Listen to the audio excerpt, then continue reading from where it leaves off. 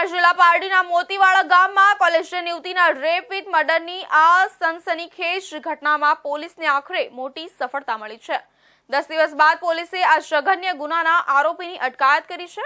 આરોપીએ જ ટ્યુશનથી ઘરે જઈ રહેલી યુવતી પર દુષ્કર્મ આચર્યા બાદ તેની હત્યા કરી અને ફરાર થઈ ગયો હતો।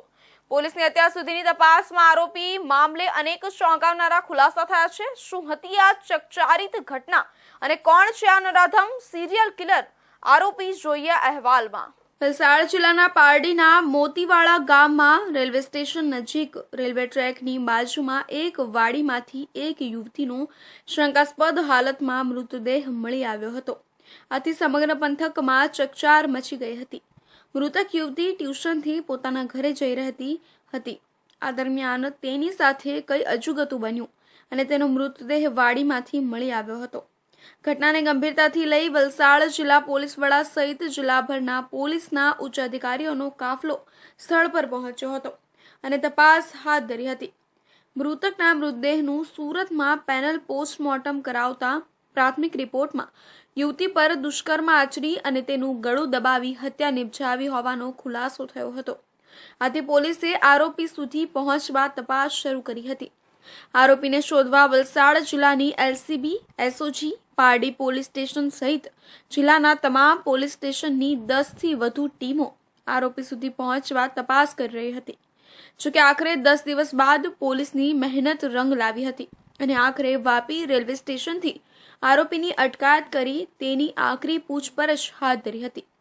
પોલીસની પ્રાથમિક તપાસમાં બહાર આવ્યું છે કે આરોપી રાહુલ સિંઘ જાટ મૂળ હરિયાણાનો છે, જે ઘરથી દૂર રહી અને રખડતું ભટકતું જીવન જીવતો હતો અને નશાનો આદી હતો। અગાઉ પણ રાહુલ સિંઘના નામે અનેક પોલીસ સ્ટેશનમાં ગુનાઓ નોંધાઈ ચૂક્યા છે। બનાવના દિવસે આરોપીએ ટ્યુશનથી ઘરે જઈ રહેલી પીડિતાનો રેલવે સ્ટેશનથી પીછો કર્યો હતો અને ત્યારબાદ બનાવની જગ્યાએ લઈ જઈને તેના પર દુષ્કર્મ આચર્યું હતું અને ત્યારબાદ તેનું ગળું દબાવીને અને હત્યા નિપજાવી હોવાનો ખુલાસો થયો છે।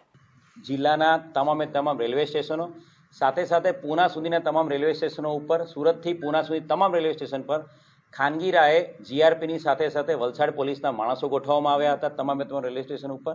અને એ જ રીતે તમામે તમામ રેલવે સ્ટેશનો ઉપર આરપીએફની ટીમોને પણ એલર્ટ કરવામાં આવી હતી અને એ જે એલર્ટ કરેલા ફોર્સના કારણે ગઈકાલે સાંજે બાંદ્રાથી વાપી આવતી કોઈ ટ્રેનમાં એક વ્યક્તિ આ પ્રકારના વર્ણનવાળો છેડ્યો છે એની ચોક્કસ બાતમી આધારે એ વાપી રેલવે સ્ટેશન પર જ્યારે ઉતર્યો ત્યારે વાપી રેલવે પોલીસના કર્મચારીઓ દ્વારા એને તાત્કાલિક પકડી પાડવામાં આવ્યો હતો।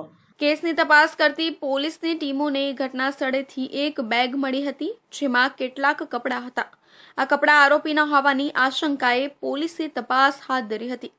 તપાસ દરમિયાન વાપી રેલવે સ્ટેશનથી શકમંદ આરોપીના સીસીટીવી ફૂટેજ મળ્યા હતા, જેના આધારે પોલીસે આ મામલે ઊંડાણપૂર્વક તપાસ કરતા અસંખ્ય સીસીટીવી કેમેરાના ફૂટેજ ચેક કર્યા હતા।